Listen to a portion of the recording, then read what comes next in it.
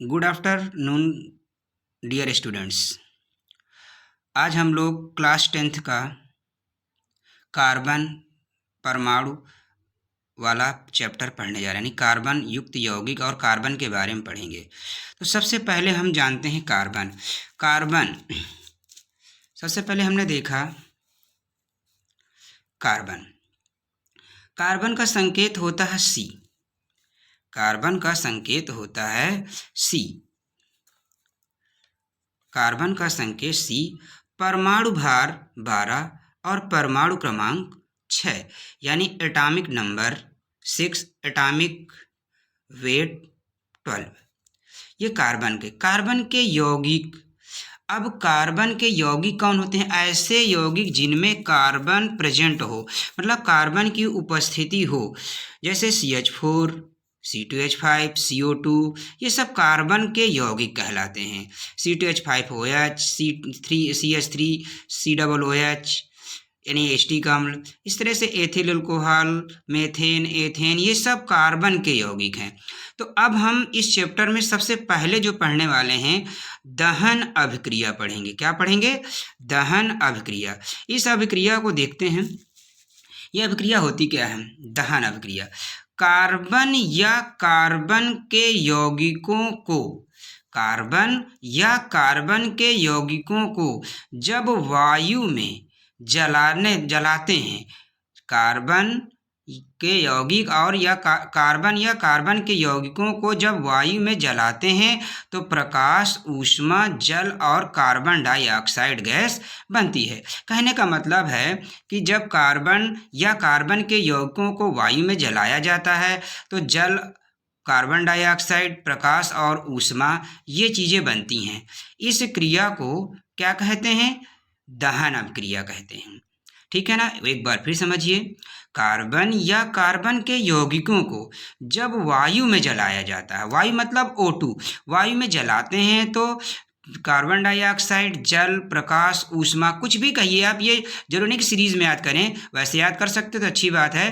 प्रकाश, ऊष्मा, जल, carbon dioxide gas बनती है। इस क्रिया को ही दहन अभिक्रिया कहते हैं।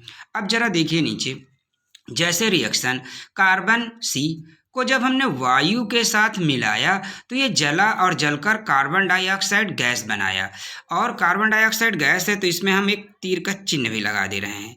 ये तीर का चिन्ह लगा दिया तो कार्बन डाइऑक्साइड गैस है, कार्बन डाइऑक्साइड गैस उड़ जाती है और प्रकाश तथा ऊष्मा बनता है। इसी प्रकार मेथेन CH4, ये भी कार्बन का एक यौगिक है। इसको जब वायु में जलाते हैं तो क्या होता है? कार्बन डाइऑक्साइड गैस और जल तथा ऊष्मा बनती है। इस क्रिया को क्या कहते हैं? दहन अभिक्रिया। ये बोर्ड एग्जाम के लिए बहुत इंपॉर्टेंट है, इसे सभी लोग अच्छे से नोट डाउन कर लें और लर्न कर लें। एक बार फिर समझा दे रहे हैं हम। कार्बन या कार्बन के यौगिकों को जब वायु में जलाते हैं तो प्रकाश, ऊष्मा, जल और कार्बन डाइऑक्साइड गैस बनती है। इस क्रिया को ही दहन अभिक्रिया कहते हैं। जैसे कार्बन को वायु में जलाया तो कार्बन डाइऑक्साइड, प्रकाश और ऊष्मा बना। मीथेन को जब वायु में जलाया तो कार्बन डाइऑक्साइड, जल और ऊष्मा बनी। आइए अगला टॉपिक देखते हैं। अगला टॉपिक है हमारा ईंधन। ईंधन सभी लोग जानते हैं। ईंधन क्या होता है? जिसको जलाकर हम कुछ पकाते हैं, मतलब खाना बनाते हैं, तो पर ईंधन के बिना कहाँ बनता है? तो ईंधन ऐसा पदार्थ होता है, ईंधन वह पदार्थ है जिसे जलाने पर प्रकाश व ऊष्मा उत्पन्न होती है। ईंधन वह पदार्थ है जिसे जलाने पर प्रकाश व ऊष्मा उत्पन्न होती है, उसे क्या कहते हैं? ईंधन कहते हैं। जैसे पेट्रोल, डीजल, लकड़ी, मिट्टी का तेल आदि। ईंधन वह पदार्थ है जो जलकर क्या करता है? प्रकाश और ऊष्मा उत्पन्न करता है, उसे हम ईंधन कहते हैं। ठीक है, तो ईंधन के बारे में पढ़ लिया और हमने पढ़ा दहन अभिक्रिया। अब हम पढ़ेंगे थोड़ा सा आगे। अब हम लोग थोड़ा सा लास्ट में एक छोटी सी चीज पढ़ते हैं। पहले कार्बन के अपर रूप। कार्बन के 3 अपर रूप होते हैं, इनको अच्छे से लर्न कर लेना। एक बहुविकल्पी में क्वेश्चन इसके आने के चांसेस हैं।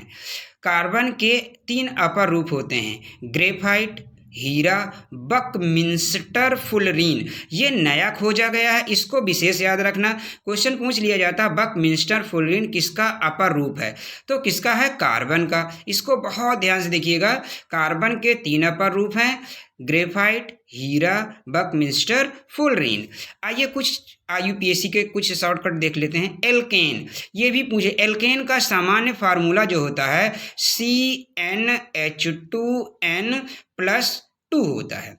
इसका मतलब ये होता है कि जितने कार्बन के होंगे उसके 2 गुने से 2 अधिक हाइड्रोजन जुड़े होंगे। अगर किसी फार्मूले में कार्बन के 2 गुने से 2 अधिक हाइड्रोजन परमाणु जुड़े हों तो उसे हम एल्केन कहते हैं। इनका IUPAC नाम लिखते समय एन शब्द जोड़ दिया जाता है। क्या जोड़ा जाता है, एन,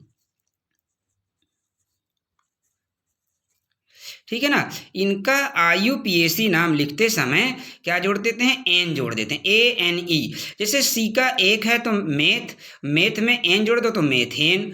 सी के 2 हैं तो एथ, एथ में एन जोड़ दो तो एथेन। अब हम ये जानेंगे कैसे कि ये एन जुड़ेगा कि नहीं जुड़ेगा, एल्केन ग्रुप का है कि नहीं। तो इसके लिए हम देखते हैं कार्बन का 1 है, 1 में हमने 2 का गुणा कराया तो 2 हो गया, 2 में 2 जोड़ा तो 4 हो गया, तो बन गया। ये इसका मतलब किसका है, एल्केन का, क्योंकि एल्केन का फार्मूला कह रहा है कि जितने कार्बन के हों उसके 2 गुने से 2 अधिक हाइड्रोजन परमाणु जुड़े हों। अगला देख लो, सी के 2 हैं और H के 6 हैं यानी 6 हैं, तो 2 दूनी 4, 2 6, यानी 4 में 2 जोड़ा यानी 2 का गुना 2 गुना किया तो 4 हो गया, 4 में 2 जोड़ दिया तो 6, यानी एल्केन ग्रुप का है। तो ये मेथेन हो गया, ये एथेन हो गया। आइए देखते हैं एल्कीन, CnH2n, इसका फार्मूला होता है CnH2n, मतलब कार्बन के 2 गुने हाइड्रोजन परमाणु, कार्बन के 2 गुने हाइड्रोजन परमाणु, और ज़्यादा कुछ नहीं। इनमें ईन जोड़ा जाता है, ENE, इनमें डबल बॉन्ड लगा होता है, उनमें सिंगल बॉन्ड। इसमें जो कार्बन जुड़ा होता है, बहुत सारे अगर कार्बन है तो सिंगल बॉन्ड जुड़े होंगे, इसमें कार्बन डबल बॉन्ड से जुड़े हो सकते हैं। तो इसमें ईन शब्द जोड़ते हैं। अब इसकी पहचान आपने देख लिया, जितने कार्बन हो उसके 2 गुने, तो 2 दूनी 4, यानी एथ, ईन जोड़ दो तो एथीन। सी के 3 है, 3 दूनी 6, ये डबल है जस्ट, तो क्या हो गया, प्रोपीन। आइए एल्काइन, एल्काइन का देख लेते हैं, CnH2n-2, जितने कार्बन के होंगे उसके 2 गुने से 2 कम हाइड्रोजन परमाणु, कार्बन के 2 गुने से 2 कम हाइड्रोजन परमाणु अगर जुड़े हुए हैं तो वो क्या है, एल्काइन। इसमें YNE, आइन जोड़ देते हैं। देख लो, 2 दूनी 4, 4 में 2 गया, 2 बचा हाइड्रोजन है, 3 दूनी 6, 6 में 2 गया 4, ये है एल्कीन में आ रहा है, यानी कार्बन के 2 गुने से 2 कम है इसमें, तो इसमें क्या जोड़ देंगे हम, आइन। तो सी के 2 हैं तो एथाइन, ये क्या हो जाएगा, प्रोपाइन। ये समझ में आया। कार्बन के 3 अपर रूप होते हैं, ग्रेफाइट, हीरा, बकमिंस्टर, फुलरीन।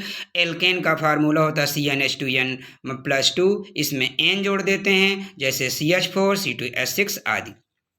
एल्कीन, CnH2n, इसमें किस एल्कीन का फार्मूला होता है, इसमें इन जोड़ते हैं, इनमें डबल बॉन्ड लगा होता है कार्बन कार्बन के मध्य, और जैसे C2H4, C3H6, ethene, propene. Alkyne, CnH2n-2, यानी कार्बन के 2 गुने से 2 कम हाइड्रोजन परमाणु होते हैं, इसमें आइन जोड़ देते हैं, जैसे देख लो C2H2, C3H4, एथाइन, प्रोपाइन। आइए चलते हैं बहुत बहुत बहुत इंपॉर्टेंट, जो सबसे ज़्यादा इंपॉर्टेंट है, एथिल एल्कोहल। अब हम इसको पढ़ने जा रहे हैं, ethyl alcohol, C2H5OH, ethyl alcohol C2H5OH, ये इसका फार्मूला होता है। इसका IUPAC नाम एथेनॉल है। C2H5OH एथिल एल्कोहल है और IUPAC नाम है एथेनॉल। OH अगर जुड़ा हो तो एल्कोहल ग्रुप पहचान लेते हैं। अगर किसी भी यौगिक में OH लगा हो तो एल्कोहल ग्रुप का है, अगर कार्बन वाले यौगिक हैं तो। आइए बनाने की विधि देख लेते हैं। एथिल ब्रोमाइड C2H5Br, इसका फार्मूला होता है C2H5Br। एथी देख लो C2H5Br। एथिल ब्रोमाइड को कास्टिक सोडा यानी कास्टिक क्षार, कोई भी कास्टिक क्षार NaOH या KOH ले लेते हैं। हमने NaOH यहाँ लिया। एथिल ब्रोमाइड को कास्टिक क्षार के साथ मिलाते हैं तो एथिल एल्कोहल व सोडियम ब्रोमाइड बनता। फिर सुनिए, एथिल ब्रोमाइड को कास्टिक क्षार के साथ मिलाते हैं तो एथिल एल्कोहल व सोडियम ब्रोमाइड बनता है। यानी एथिल ब्रोमाइड C2H5Br को जब कास्टिक क्षार यानी NaOH के साथ मिलाते हैं तो एथिल एल्कोहल और सोडियम ब्रोमाइड बनता है। फिर देखो एथिल ब्रोमाइड, ये देखिए एथिल ब्रोमाइड को जब कास्टिक क्षार के साथ मिलाते हैं, कास्टिक क्षार मतलब NaOH सोडियम हाइड्रोक्साइड, कास्टिक क्षार के साथ मिलाते हैं तो क्या बनता है, एथिल एल्कोहल और सोडियम ब्रोमाइड बनता है। आइए इसके रासायनिक गुण देख लेते हैं। रासायनिक गुण में हमारा है पहला सोडियम धातु से क्रिया। एथिल एल्कोहल में जब सोडियम धातु डाल देते हैं तो इससे हाइड्रोजन गैस मुक्त हो जाती है। याद रखना है, एथिल एल्कोहल में सोडियम धातु का टुकड़ा डाला जाता है, डालने पर हाइड्रोजन गैस मुक्त होती है और सोडियम एथॉक्साइड बन जाता है। सोडियम एथॉक्साइड बन जाता है, इसका नाम है सोडियम एथॉक्साइड। लिखे दे रहे हैं हम सोडियम एथॉक्साइड। सोडियम एथॉक्साइड बनता है और हाइड्रोजन गैस मुक्त हो जाती है। याद रखेंगे, एथिल एल्कोहल में जब सोडियम धातु का टुकड़ा डाला जाता है तो हाइड्रोजन गैस मुक्त होती है। अब आप इससे हाइड्रोजन निकाल दीजिए। अब यहाँ पर एक ही H है तो हमने 2 ले लिया तो 2 हाइड्रोजन निकल गए। यहाँ पर बचा हमारा C2H5O और Na, C2H5O Na, sodium ethoxide. Important है आपका निर्जलीकरण, जो सबसे इंपॉर्टेंट है, इसको बहुत ध्यान से पढ़िएगा। निर्जलीकरण पेपर में आता है, इसको याद कर लेंगे आप लोग। निर्जलीकरण का मतलब क्या होता है, जिससे जल हटाया जा सके, ऐसी क्रिया जिसमें जल हटा दिया जाए उसे निर्जलीकरण कहते हैं। बहुत सिंपल है, तो क्या करेंगे, जल हटाने की प्रक्रिया निर्जलीकरण कहलाती है। तो यहाँ पर क्या है, एथिल एल्कोहल की जब हम सांद्र सल्फ्यूरिक अम्ल के साथ क्रिया कराते हैं, कितने पर, 160 से 170 डिग्री सेल्सियस पर, तो उससे जल निकल जाता है और एथिलीन गैस बनती है। जल पृथक होने के कारण ही इस क्रिया को क्या कहते हैं, निर्जलीकरण क्रिया कहते हैं। एथिल एल्कोहल की जब सांद्र सल्फ्यूरिक अम्ल जल को क्या करता है, जला देता है। तो एथिल एल्कोहल की जब सांद्र सल्फ्यूरिक अम्ल के साथ क्रिया कराते हैं तो उससे जल निकल जाता है और एथिलीन गैस C2H4 गैस बन जाती है, या CH2 double bond CH2 gas बन जाती है। इसे हम ये भी कह सकते हैं CH2 डबल बॉन्ड CH2 भी कह सकते हैं। इसे ऐसे भी लिखा जा सकता है CH2 डबल बॉन्ड CH2। ये एथिलीन गैस है। ये क्या है, एथिलीन गैस। एथिलीन गैस यहाँ देख लीजिए रिएक्शन में C2H5OH एथिल एल्कोहल, इसमें सल्फ्यूरिक अम्ल मिलाकर 160 से 170 डिग्री पर 160 से 170 डिग्री सेल्सियस पर इसे हीट करते हैं तो इससे जल निकल जाता है और हमारा क्या बन जाता है, एथिलीन C2H4 एथिलीन गैस। ये कौन सी गैस है, एथिलीन गैस। इसका प्रयोग फलों को पकाने में किया जाता है, ये भी याद रखेंगे। एथिलीन गैस का प्रयोग कहाँ किया जाता है, फलों को, कच्चे फलों को पकाने में किया जाता है। उपयोग देख लेते हैं, शराब बनाने में, क्लोरोफॉर्म बनाने में, घाव को भरने में यानी धुलने में, ठीक है ना। तो इसका उपयोग भी देख लेंगे, क्या किस किस काम आता है, शराब बनाने में, क्लोरोफॉर्म बनाने में, घाव भरने में, ठीक है, ये इसके उपयोग हैं। क्लोरोफॉर्म क्या होता है, क्लोरोफॉर्म एक निश्चेतक पदार्थ होता है जिसे सूंघने पर आदमी बेहोश हो जाता है। क्लोरोफॉर्म के बारे में थोड़ा सा और जान लेते हैं, ये देख लेते हैं। ये है हमारा CHCl3 क्लोरोफॉर्म। ये क्लोरोफॉर्म, इसका IUPAC नाम होता है ट्राई क्लोरोमेथेन, ये भी याद रखना। ट्राईक्लोरोमेथेन, ये क्लोरोफार्म है, ठीक है ना, सिंपल नाम क्लोरोफार्म। इसकी खोज किसने की थी? सिम्पसन, हैरिसन एंड सिम्पसन ने। इसकी खोज किसने की? हैरिसन एंड सिम्पसन ने। बस इतना याद कर लेना है आपको। तो ये चीज़ आज आपने पढ़ लिया, बहुत सारा अच्छा अच्छा सब इम्पोर्टेंट है, ये आपके बोर्ड परीक्षा में बहुत काम आएगा। Thank you. आज के लिए बस इतना ही।